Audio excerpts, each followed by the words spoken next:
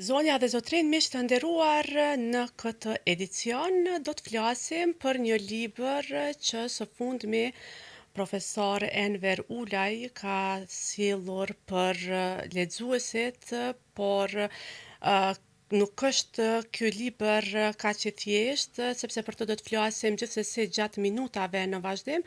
Është fjala për librin Studime tiflopedagogjike, që profesori ka trajtuar shumë çështje brenda këtij libri. Profesori Enver Ulaj është gjithashtu edhe udhëheqës i qendrës së trajnimeve në qendrën burimore për mësim dhe këshillim Gjeladin Dedaj në Pej, por për të gjitha do të flasim gjatë minutave në vazhdim. Profesor, mirë se erdhët, faleminderit shumë që ndat kohën të jeni në emisionin për një botë më të mirë. Njëherët urime për librin. Faleminderit shumë për ftesën dhe për urimin. Dhe vjen keq që s'ka mujt më ardh më herët, sepse ju po bëni një punë shumë të madhe në këtë emision. Faleminderit shumë. Faleminderit gjithsesi. Profesor, për fillim, libri Studime tiflopedagogjike, çka përmban? Realisht, unë e kam librin, e kam lexuar, është një libër shumë i mirë, por më mirë se ju që do ta shpjegonit, nuk do ta shpjegonte askush. Libri përmban 20 trajtesa, të cilat unë i kam punuar me përvojën time gjatë 20 vjetëve në edukim special në qendrën burimore për mësim dhe këshillim Gjeladin Deda në Pej. Dhe janë punime që bartin këtë përvojë dhe studime ndër vite që kemi bërë bashkë me kolegët në institucionin në cilin punoj. Janë 20 trajtesa të çështjeve të ndryshme lidhur me aftësinë e kufizuar, me personat e verbër, punën, edukimin dhe jetën e personave të verbër. Për nga përmbajtja është i ndarë në 3 pjesë. Pjesa e parë që ka të bëjë me çështjet e edukimit dhe që lidhet me emrin e tiflopedagogjisë, është shkencës tiflo, që nënkupton studimet pedagogjike për shkollimin e personave të verbër. Dhe pjesa tjetër që ka të bëjë me 4 trajtesa shkencore lidhur me personat e verbër dhe mediat, dhe në përgjithësi paraqitjen e personave me aftësi të kufizuara në media në Kosovë. Dhe pjesa e tretë, mbi jetën dhe vështirësitë që kanë personat e verbër. Janë një pjesë e tyre punime dhe studime që i kanë bërë ndërkohë. Disa janë komtesa që janë mbajtur nëpër konferenca dhe që për nevojat e librit i kanë plotësuar dhe i kanë dhënë në formën e tillë. Disa janë hulumtime, dikun 6-7 prej tyre janë hulumtime. Disa janë materialet të përgatitura të përshtatura nga dokumentet ekzistuese. 1-2-3 prej tyre janë shkruar në bashkëautorësi me kolegë dhe me bashkëpunëtor. Kështu që janë 20 trajtesa që bojnë një mozaik bukur të gjerë të temave dhe të fushave lidhur me aftësinë e kufizuar, me personat e verbër dhe gjendjen e tyre në Kosovë. A ka pas botime të këtij lloji, profesor, të flasim viteve të fundit, sepse unë të paktën nuk kam dëgjuar.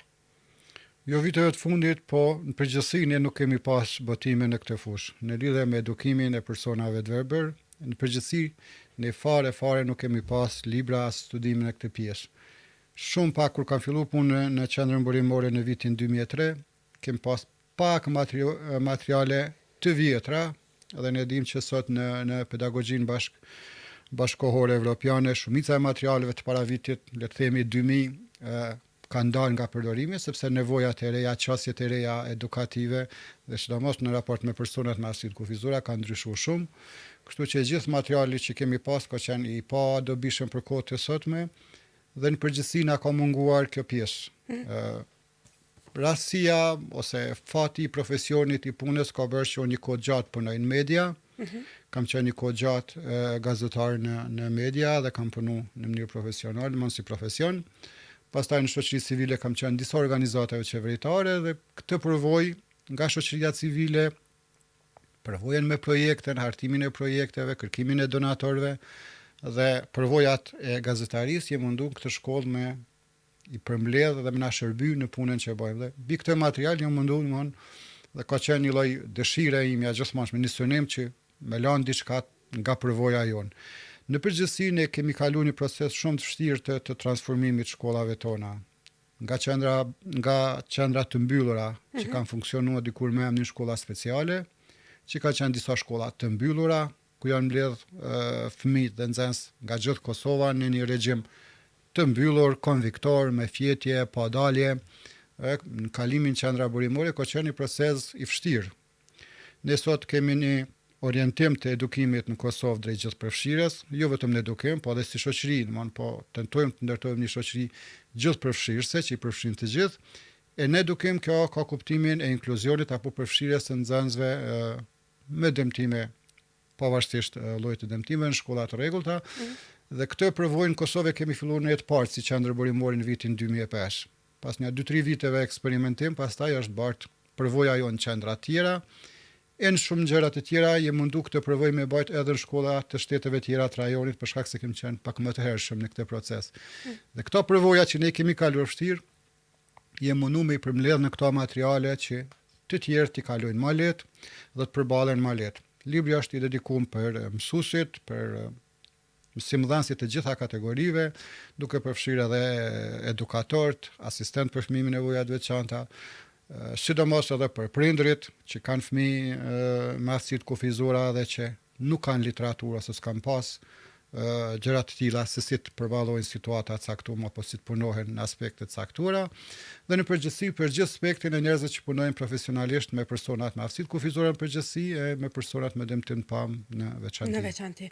Po, profesore, përmendet sistemin e arsimit gjithë përfshirës, me raste jo shpesh, po ka tendencë që ndoshta të thuhet nuk po funksionon, ka mbetur vetëm në letër, më thet, thash. Juve drejt për drejt jeni të kyçur në këtë proces. Si po ecën ky proces? Procesi po ecë me sfidat e veta, si në gjitha vendet e rajonit, edhe më gjerë, por nuk mund të themi që është vetëm letër, sepse ky sistem edukativ në Kosovë është realitet. Është realitet sepse janë me qindra mësues që punojnë, asistentë që punojnë në shkollat në rregullta me fëmijë, janë qindra fëmijë që marrin shërbime në shkollën e lagjes apo të fshatit ku jeton dhe nuk ka nevojë të barten nga Gjilani ose nga Prizreni ose nga Malisheva të vinë në një shkollë konviktore në Pej, ku fëmia 6 vjeç me klasën e parë duhet ndahet nga familja.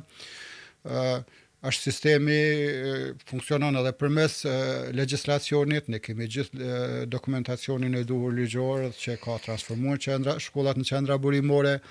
Qendrat burimore kanë disa njësitë që përgatisin materiale, shtypin materiale për këta nxënës, janë mësuesit udhëtues që ofrojnë shërbime, janë shërbimet e mbështetjes që mbajnë trajnime, këshillime për shkollat, për prindrit, për familjet. Domethënë është një sistem i gjerë i njerëzve që punojnë dhe që janë të angazhuar. Procesi vetvetiu është i vështirë, edhe ka shumë sfida. Fëmijët me nevoja të veçanta arsimore janë shumë specifik dhe secili ka specifike në vet. Për çdo fëmijë në edukim në Kosovë, një komision, një vlerësues komunal merret që bën një vlerësim të veçantë, sepse çdo fëmijë në këtë aspekt ka nevoja specifike të ndryshme, prandaj gjithmonë vlerësimi duhet të jetë i veçantë, shërbimi i veçantë dhe sistemi jon po afron këtë. Në këto shkollat e rajonit ne jemi ndër të parë që jemi në këtë lloj edukimit që nga viti 1994 është obligativ, sepse në këtë vit në qytetin e Salamankës në Spanjë është aprovuar një deklaratë që njihet me emrin Deklarata e Salamankës, që i obligon qeveritë të krijojnë shërbime për fëmijët në ambientin e tyre më të përshtatshëm. Cili është ambienti më i përshtatshëm për fëmijët? Në shumë raste mund të jetë shkolla më e afërt. Po.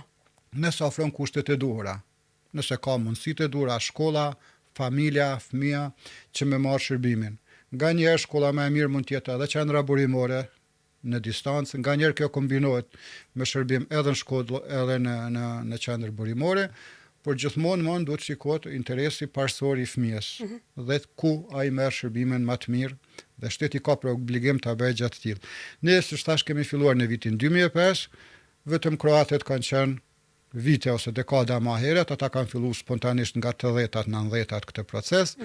Shumica e shkollave të tjera në rajon, sepse ne kemi bashkëpunim me gjitha këto, nga Ljubljana, përmes Zagrebit, Sarajevës, në Beograd, Shkup, Tiranë, Podgoricë, dhe kemi këmbyer shumë vizita, me ta kemi shkuar dhe kanë ardhur në institucionin tonë. Të gjithë kanë filluar pas nesh dhe të gjithë e kanë kaluar në një periudhë më të shpejtë, por shumë më vështirë se sa ne. Ne kemi pas kohën e duhur dhe përgatitjet dhe po bën 20 vjet që fëmijët i kemi integruar në shkolla të rregullta ata që kanë mundësi. Po. Kështu që po përmbyllet një proces, a ka pas vështirësi, natyrisht që ka pas shumë, sepse shkollat e rregullta në shumë raste as nuk kanë pas infrastrukturë, as nuk kanë pas kapacitet, as trajnime, as ekspert që punojnë, e as një lloj përvoje, dhe ka qenë shumë e vështirë. Edhe për mësuesin në shkolla të rregullta, por një pjesë e madhe e mësuesve që kanë punu këtë punë me pasion, edhe që kanë punu me përkushtim, edhe që kanë kriju modelet e veta, kanë dhënë një shembull që mund t'ia dilet edhe me fëmijë me nevojat veçanta në klasë të rregullta, dhe ne kemi plot nxënës që kanë kryer studime nga këto shkolla të rregullta fillimisht, pastaj në universitetet, kolegjet e Kosovës, dhe ne kemi sot një numër shumë të madh personave të verbër që kanë kryer shkollime të larta dhe master. Diçka që në vitin 2000 numëroheshin me gishta numri i personave të tillë. Profesor, më bëri përshtypje person me nevoja të veçanta arsimore. Na shpjegoni pak këtë termin, sepse edhe kur kemi biseduar privat, domethënë e ke shpjeguar jashtëzakonisht bukur. Në legjislacion është persona me aftësi të kufizuara. Ka prap tendenca të thuhet edhe unë jam i kufizuar, të gjithë jemi të kufizuar, kam nevojë të veçantë, andej këtej si e keni trajtuar ju këtë nga aspekti i terminologjisë këtë çështje? Po ose disa nga këto trajtesa, një është në veçanti që është marrë pikrisht me këtë terminologjinë dhe fjalorin. Është një pjesë me të cilën ne në qendër burimore dhe unë personalisht jam marrë gjatë, për shkak se edhe studimet e mia për gjuhë dhe letërsi, unë kam studiu gjuhë letërsi në Universitetin Luiq Gurakuqi në Shkodër, edhe me këtë përvojën e medias, kam pas një prirje, një dëshirë të madhe të merrem me këtë. Kam qenë edhe në një grup punues që kemi pas një kohë gjatë bashkë me shkollën në Tiranë, shkolla sikur ne, bashkë me shoqatat e të verbërve në Prishtinë dhe Tiranë, dhe kemi punuar edhe me shkrimin braj në unifikimin e brajit, dhe kemi bërë një ndryshim në shkrimin që ka dekada që përdoret, kemi futur edhe elementet e brajit elektronik, këta shenjat si email adresave, hashtag dhe shenjat të tilla që nuk kanë ekzistuar. Kështu që është një fushë me të cilën unë jam marrë një kohë gjatë. Edhe me terminologjinë. Ky libër ka një material mbi këtë me dikon rreth 70 fjalë, terme që përdoren në këtë fushë dhe që mundohen në mënyrë edhe shkencore, edhe gjuhësore, edhe ligjore me shpjegu terminologjinë e duhur.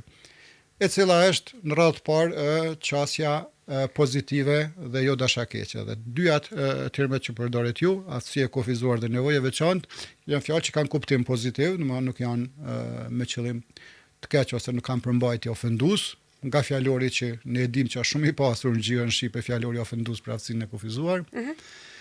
Por ajo zgjidhja përfundimtare është bazohet mbi 3 parime. Fillimisht do t'i quajmë ashtu siç janë konventat ndërkombëtare dhe siç e ka legjislacioni, që është obligativ, legjislacioni, pastaj qasja pozitive ndaj personave dhe treta ashtu si njerëzit kanë dëshirë ose si preferojnë vetë të quhen. Përdorim person me aftësi të kufizuar, sepse është përkthimi më adekuat për fjalën nga gjuha anglishte që është disability dhe që është përkthyer në mënyrë të tillë me 2 fjalë aftësi e kufizuar. Këta persona gjatë gjithë jetës janë persona me aftësi të kufizuar. Dhe aftësia e kufizuar është e shkaktuar nga dëmtime të që janë 3 llojesh, dëmtimet shqisore, të parit dhe dëgjuarit, dëmtimet fizike për personat që përdorin karroca dhe që kanë dëmtime fizike, dhe dëmtimet intelektuale që hynë një varg i gjerë sindromash edhe personat me autizëm dhe me zhvillim të vonuar të tillë. Këto dëmtime që ata kanë, bashkë me barierat që ka shoqëria, bashkë me pengesat që vendos shoqëria, qoftë barierat fizike të karrocës apo gjuhës shenjave apo shkrimit braj, bëjnë që këta personat mos jenë të përfshirë në shoqëri. Kjo i bën persona me aftësi të kufizuar dhe ligji për aftësimin, riaftësimin dhe punësimin e personave me aftësi të kufizuara në Kosovë i emëron në emër të tillë pikërisht siç e ka dhe konventa ndërkombëtare. Në arsim ne përdorim termin nevojë e veçantë arsimore. Këta persona gjatë gjithë jetës janë me aftësi të kufizuara dhe në arsim kanë një nevojë të veçantë arsimore. Për shembull, nëse është person me dëmtim dëgjimit, ka nevojë për gjuhën e shenjave. Është nevojë e veçantë në arsim. Apo për personin që nuk sheh, ka nevojë për shkrimin në braj që i kthen në në pika dhe ka qasjen e të. Domethënë këta persona me aftësi të kufizuar në një moment kanë nevojë të veçantë. Në arsim kanë nevojë të veçantë arsimore. Në trafik kanë nevojë për një pjerrin që mundson me hyp në autobusin urban apo gjëra të tilla me lëviz trotuareve të tilla.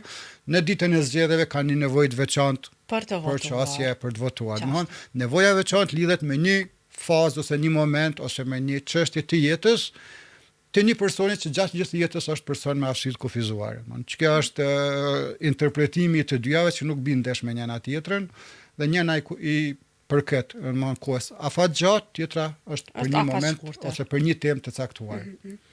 Profesor, nga aspekti medial, si e keni trajtuar çështjen e personave me aftësi të kufizuar apo të themi personave të verbër?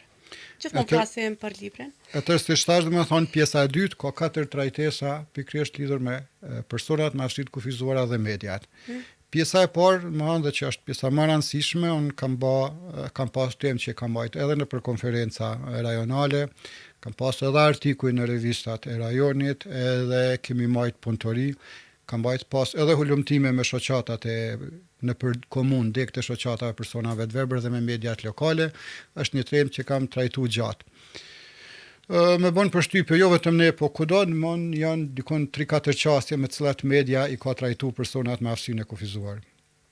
Qasja e vjetër, le theme, ajo tradicionalja e kaluara, që fatmirësisht në Kosovë është e kaluar, ka dalë për përdorimit, është e qasja satanizuese.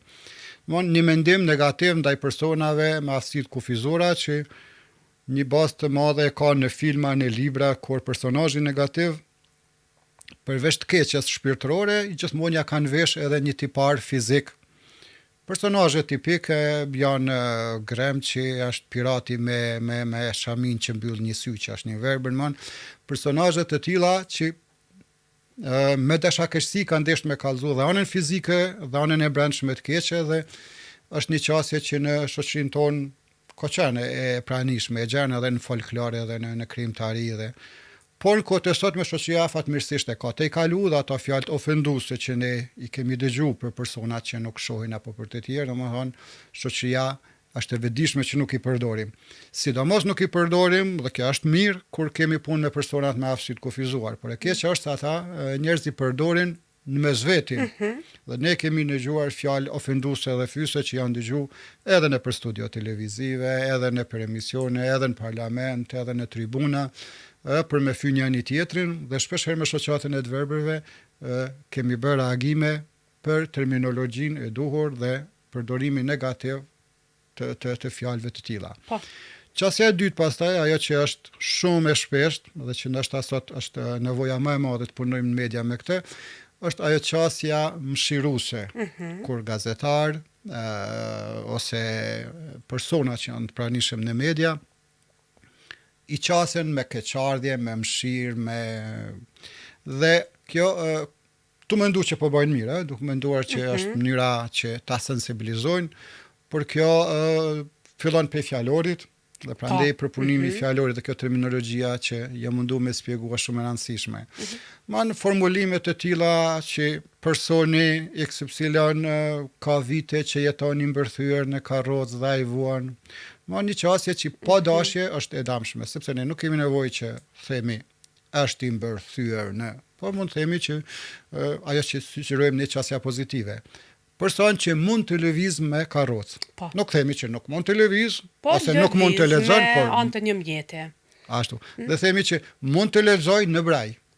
Nuk themi ai nuk flet, ai flet ose komunikon me gjuhën e shenjave. Në qasja pozitive që është shumë shumë e rëndësishme, me tregu mundësinë dhe jo pamundësinë. Dhe kjo lidhet edhe me termin person me aftësi të kufizuara. Ne insistojmë që fillimisht të themi person, pastaj të themi i verbër ose me autizëm. Ose edhe jashtë aftësisë kufizuar, ne preferojmë dhe është shpreha duhet të themi person me varësi nga alkooli. Dhe mos thojmë pianec. Sepse kjo dyta ka keqdashje, është fjalë ofenduese dhe nuk shpreh ndjeshmërinë njerëzore ndaj një njeriu që është i varur nga alkooli apo nga droga apo dhe me që të përdorim termin e dur person fillimisht, pastaj një problem që ka ai person apo një dëmtim apo një mangësi. Ne të gjitha kalojmë dhe më njëherë them i verbri dhe të gjitha funksionet e tij që i ka i gjujmë në një anë dhe ndalemi vetëm një gjë që s'ka dhe kjo nuk është e mirë. Pastaj qasja e tretë, që është po ashtu e pranishme, është qasja injoruese.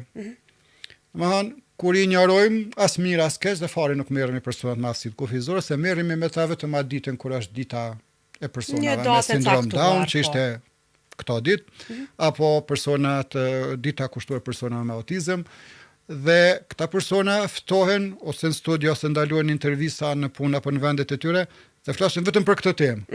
E ne ajo që insistojmë është që personat me aftësitë kufizore, sikur gjithë ne, flasin për gjitha temat. Po. Edhe për sportin, edhe për muzikën, edhe për veshjen, edhe për kuzhinën, në ushqimet, edhe për kamatat, kredit, gjërat që kemi në jetën e përditshme, dhe jo vetëm për aftësinë e tyre të kufizuar. Dhe shembulli më tipik është kur gazetarët dalin këtu në shesh në Prishtinë apo dikun, edhe intervistojnë një person 2-3 dhe i katërtin radhë qëllon person me aftësi të kufizuar. Edhe anë shkalojnë, e shmangin dhe shkojnë te i pesti. Kjo është një pasqyrë tamam e injorimit. E fundin nga këto qasje që ka media, domethënë e para që ishte satanizuese, e dyta kjo me keqardhje, me mëshirë ose nga që nganjëherë është edhe me zmadhem. Njerëz bojnë gjëra shumë të vogla, reciton një vjesh një fëmijë dhe trajtohet sikur po bën heroizëm. Ose një person me aftësi të kufizore po punon në një zyrë dhe egzagerohet. E zbuloi ujin e gjithë ata punojnë dhe janë të dobishëm dhe ka plot, ka me 10, me qindra persona që janë duke punuar suksesshëm. E fundit ishte kjo që është e pranishme kohëve të fundit me formatin e reality show-ve kur persona me aftësi të kufizore ose format edhe me filmin, për shembull Game of Thrones ka qenë një shembull i tillë me një person, që persona të tillë futen dhe nganjëherë ajo ndikon në shikueshmërinë edhe në formatin. Që i ka dy anë. Nganjëherë mund të jetë e mirë, sepse mund të japin shumë mesazhe të mira përmes pranisë së një personi të tillë në një grup të tillë të reality show-ve ose në film. E nganjëherë mund të jetë e keqe sepse mund të ketë qëllim shfrytëzimin e atij personit ose asaj ndjesie në mënyrë jo të duhur. Domthonë, preferencisht këto janë çështjet që ka media dhe në këtë pjesë edhe me programe të tjera jemi të punu dhe po bëjmë një udhëzues. Po, këto doja të dilja. Çka do ne shkoni edhe për te libret në këtë rast, ashtë faktikisht këtë pjesën mediale, dëshironi që ta trajtoni ose ta futni në një kornizë të themi mirë kish me qenë ligjore, por si e keni menduar, profesor? Po jemi në bashkëpunim me një organizat, me një donator nga më të rëndësishmi që janë për momentin në Kosovë, dhe po synojmë që këtë përvojë që në anën le të themi studimore, shkencore kemi mbuluar. Edhe me hulumtime në terren dhe me intervista me shoqata, me individ, me familjar të persona me aftësi të kufizore dhe me mediat, ne kemi mbuluar që japim një kornizë rregullative. A do të jetë përmes një rregullore apo përmes një forme të ndryshme. Synimi jonë është që me asociacionin e gazetarëve të pavarur dhe me Këshillin e Pavarur të Mediave të bëjmë tryeza dhe të kryejmë formatin se si kjo do të jetë një lloj rregulative që do të jetë obliguese për media, do të mundem të bëjmë edhe materiale, edhe këtu sloganin e për studion e për kështu që të kujtojmë disa nga sugjerimet tona kryesore lidhur me paraqitjen e persona me aftësi të kufizore në media dhe le të hyjë me thënë një lloj zyrtarizimi i kësaj qasje që ne po synojmë në media. Profesor, unë edhe në fillim thash që vërtet libri është shumë i mirë edhe po përpiqem, besoj po e vren, po përpiqem të lëvizi sa në fillim, sa në fund, por mua tani po më intereson edhe diçka tjetër. Juve që nga viti 2003 keni filluar punë në qendrën burimore për mësim dhe këshillim Gjeladin Deda, edhe që atëherë faktikisht keni filluar të punoni shumë, keni bërë vizita shumë të përmendet rajonin, por keni vazhduar edhe në shumë shtete tjera. Si fillim, çka ka qenë sfiduese kur keni filluar punë në shkollë apo në qendër, si të themi, edhe nga këto vizita që keni bërë jashtë, çka ka qenë diçka që vërtet e ke sjell me ngulm në Kosovë, por a ka pas edhe diçka, ndonjë gjë që të huajt e kanë marrë prej nesh, edhe e kanë futur në përdorim për nevojat e tyre arsimore? Atëherë nga viti 2003, kur kemi fillu me këto programe, jam mbi 20 shtete në cilat qendra jonë ka bashkëpunim, kemi bërë vizita dhe kanë ardhur ata në vizitat e ne. Kemi bërë trajnime nga njerë disa javore, qoftë në qendrën tonë me ekspertë e tyre, qoftë në qendrat e tyre me pranin tonë atje dhe e vazhdojmë në vazhdimsi, është një nga synimet tona dhe e bëjmë në mënyrë të vazhdueshme. E disi, kur sheh institucione tjera dhe sheh përvojat e tjera, janë institucione që kanë praktika mbi 100 vjeçare dhe kanë kriju modelet e tyre, ti patjetër që do të mësosh dhe do të marrësh diçka nga ta.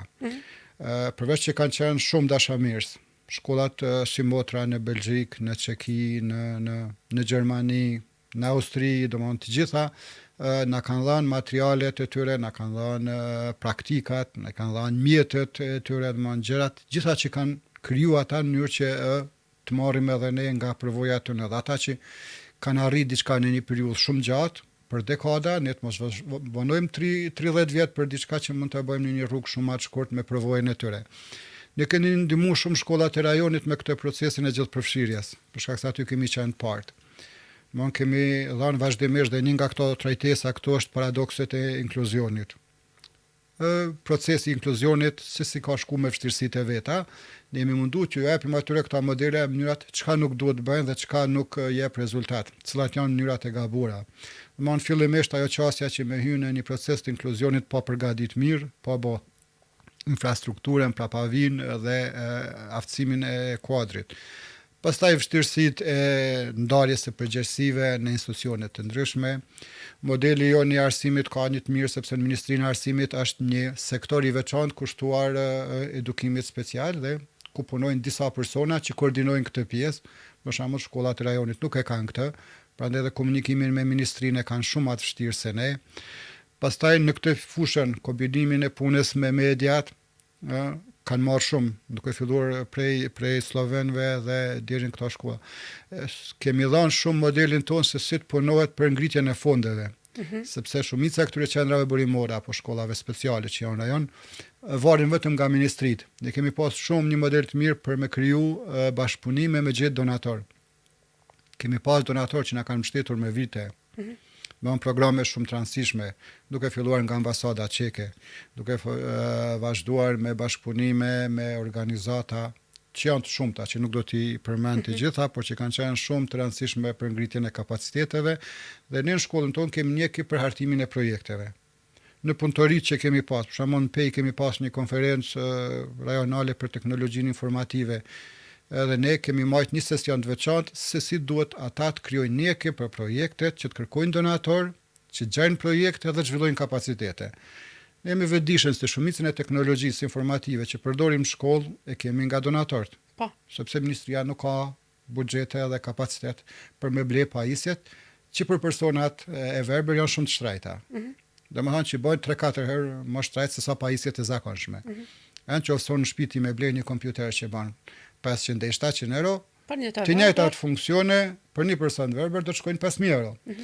Dhe gjitha ato që ne kemi ble përmes donatorëve dhe projekteve që kemi përfituar. Pastaj një pjesë tjetër që kemi bërë shumë mirë dhe që po e bëjmë viteve të fundit është modeli i punës në edukimin fizik, për shkak se kemi krijuar një ekip të mirë që merret bashkë me Komitetin Paralimpik të Kosovës dhe prej vitit kaluar dhe këtë vit ne po marrim në vazhdimsi trajnime me mësimdhënës të edukimit fizik për zhvillimin fizik e tek personat me aftësi kufizore. Zhvillimi fizik është shumë i rëndësishëm.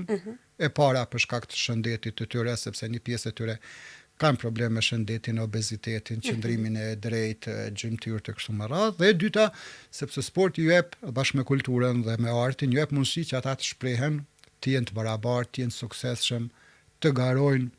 Dhe e dini që vitin e kaluar ne për herë të parë kemi pas Kosova një sportist në garat olimpike, një sportist paralimpik që ka garu me flamurin e Kosovës. Është të bërë një punë e madhe në gjitha këta, edhe ne jemi të punu shumë me shkollat, me federatat e sportit, me trajnerët nga qendra burimore që bëjnë këtë. Domethënë të gjitha këto janë modele që ne i kemi krijuar bazuar me këta njerëz që kemi pas dhe këtë përvojë që e kanë mësimdhënësit tonë. Po. Profesor, për fond, librin Studime tiflo-pedagogjike. të gjithë të interesuarit, ku mund ta gjejnë?